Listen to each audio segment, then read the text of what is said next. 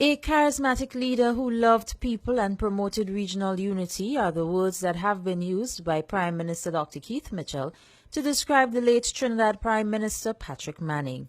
In a statement issued by the Government Information Service on Saturday, Dr. Mitchell, who was traveling to Trinidad on the same day and planned to visit Patrick Manning, says he was a dear friend to the people of Grenada.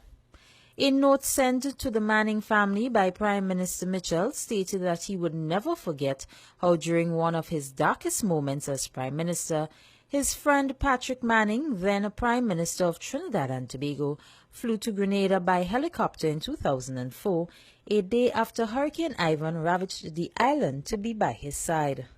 Dr. Mitchell further stated that during that visit to Grenada, he was assured by Prime Minister Manning that he was there to offer support and assistance more as a friend than as Prime Minister, noting that the Trinidadian Prime Minister rallied behind Grenada during that most difficult period.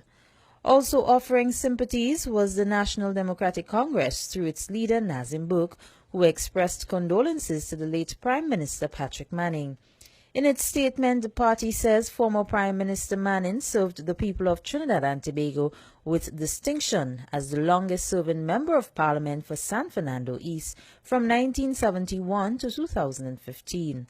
The NDC also described the former Trinidad Prime Minister as an outstanding CARICOM leader who was an advocate and a friend to alien countries in the region, and says in its statement, and I quote, "For Grenada, we will always remember Mr. Manning for being among the first leaders to aid Grenada after the devastation of Hurricane Ivan in September 2004, unquote.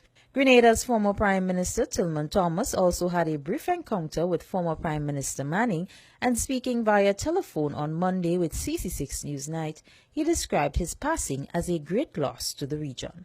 Mr. Manning was a genuine Caribbean leader, and he had a regional perspective, always willing to assist, a man who is quite receptive and showed great concern for the coming together of the region.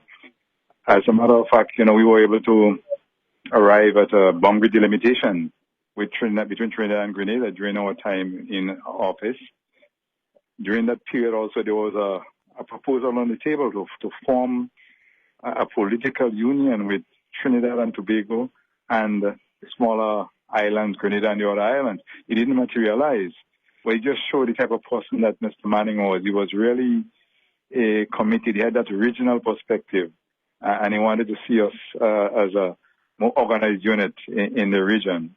Mr. Thomas also stated that the former Prime Minister was a visionary and wanted to see full integration of the Caribbean and its people. He was a regionalist. He wanted the region to be together under one umbrella. And something was initiated during his time to bring the smaller islands together with Trinidad and Tobago under one unit. That never materialized, but that was on the table during our term in office, Trinidad and Tobago with the rest of the smaller islands.